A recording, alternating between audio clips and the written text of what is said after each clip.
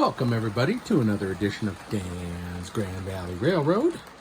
This week, as you can see, I've still got the Santa Fe passenger car going, and amazingly, for the last 20 minutes before I picked up the camera here, they have been tracking, and other than rubbing right there when they come out of the tunnel, and then also, like I showed last week, hanging up a little bit there on the bridge, they have been doing extremely well. Now, I wanted to run the GP40, and you can see that's a problem, and it's been the one giving me the problems, but the passenger cars have been doing great. So let me stop that guy. And particularly this CP rail car has been hitting at the cross tracks, so that tells me the coupler, that part hanging down, is too low. As you can see, this one I have bent it upwards a little bit. So let me go get some pliers, and I'm just going to bend that up just a hair, and then that should stop that from doing that. But I've just been running trains for the last 30 minutes, and like I said, the passenger cars are great. They've been doing good. This one's been giving me some intermittent problems, but let me go fix that and we'll see if it'll continue. All right, I bent it up just a little bit with some needle nose, just ever so slightly, just so it'll clear some of those cross tracks. Like, you know, I've been saying for a long time, those cross tracks are a pain. They cause different problems, and if I ever had it to do over again, if I build this kit again, or someday if I remodel it completely, that cross track is going so that this train goes, this side goes over and that side goes under, because I'll never have that again. So for today, we're just going to run some trains again. We're going to run the Santa Fe passenger train and the GP40 freight, hauling some freight today, and just running them around the layout. Didn't really get to any projects that I want to start right now. Again, it's just been kind of busy with a lot of other things going on, but there'll be some projects I'm going to definitely do this winter when it's snowy outside and I'm stuck in here. But for right now, I haven't really had the inspiration to start another project. So just for today, we'll run those guys. And just like I mentioned last week, hadn't run the Bachmann's, the Santa Fe's very much, just because the speed control on those guys isn't as nice as the MTH trains. But for today, we'll just run those guys around.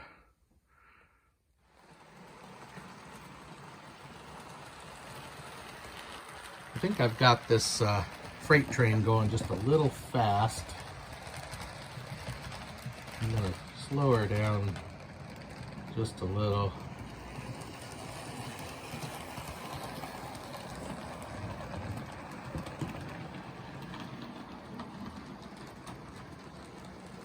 It's a little better.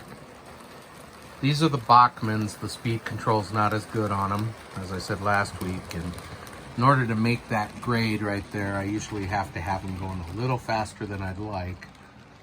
You can see him slowing down, but if he'll make it, I'll leave it. I think I've got it on, oh, he's bogging down. I've got it on 17. I think we're gonna have to go about 18 for him.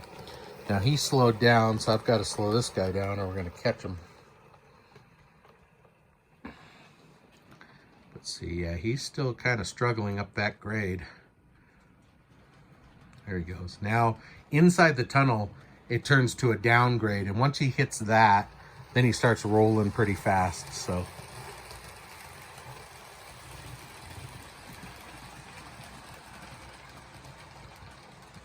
All right, let's get this passenger train back up to cruising speed. We don't want to have him come through the tunnels too fast or he's going to run in over here, so I think we're okay timing wise. That's what you have to consider when you're running more than one train. Are they going to hit each other at that cross track? Let's get a nice low level of these two meeting right here.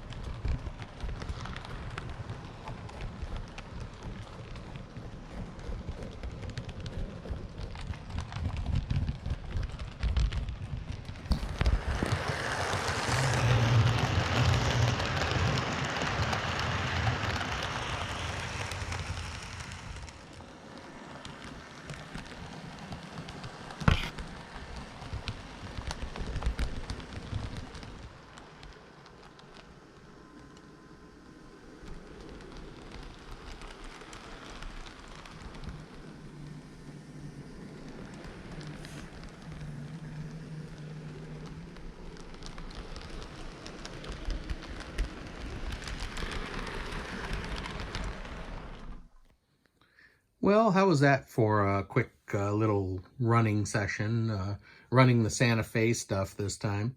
Um, One of the coolest things that you can do if you're building the Grand Valley layout is plan on adding something on the front here. It's really nice to have a bypass like that so you can park one train off to the side and let others go. It's not very large given the space that you have, but it is functional. And of course, you all know about my little yard here. I expanded it. There's a top board here, which is 8 inches from the original edge of the Grand Valley to the edge here is 8 inch. That's an 8-inch board. It's actually 7.5. The board underneath is a 10-inch. So these are just 1 by 10, 1 by 10, 1 by 8 pine boards that you buy at Home Depot or Lowe's, wherever. Here's the split right here. I just got 4-footers or 8-footers, whatever, and built it that way. Here's where it splits right here. This is cork board that I just got off of Amazon. It's 1/4 inch thick, and I just cut it to the width and laid it on there. And all of these tracks are just nailed down with track nails, as you can see. And that allows you to move it around if you want. You can always pry it up, move it around. Now, I have started doing some landscape, some turf and dirt in the areas. Of course, you know the fueling area, how I did that. Some black dirt and stuff. But some folks have commented that it's not in other places, and I am meaning to do that. I will be filling that in, and that'll be fairly soon. So that's one of the projects that I'm going to be doing soon. And another project that I was thinking of doing, if you remember, I took DCC control boards and installed them in these cabooses here, and have the flashing red light on one side, solid on the other. The lights come on in the interior. I thought about doing it with these Santa Fe cupola cabooses here. They're a little bit different. Santa Fe, let me see if I can set this down. Santa Fe had their lights built into the edge of this overhang right there. So that would be difficult to do. I'd have to run a wire underneath it and maybe glue it right underneath. I have seen other ones with the lights up here. I'm going to have to do a little research into what Santa Fe did with this style of caboose, because I have 2 of them, if their lights were up here or if they were down here.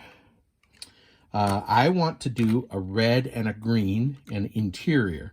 Since there's only 3 feeds on the NEC board, I would have the lights on one side. So green, red, and interior.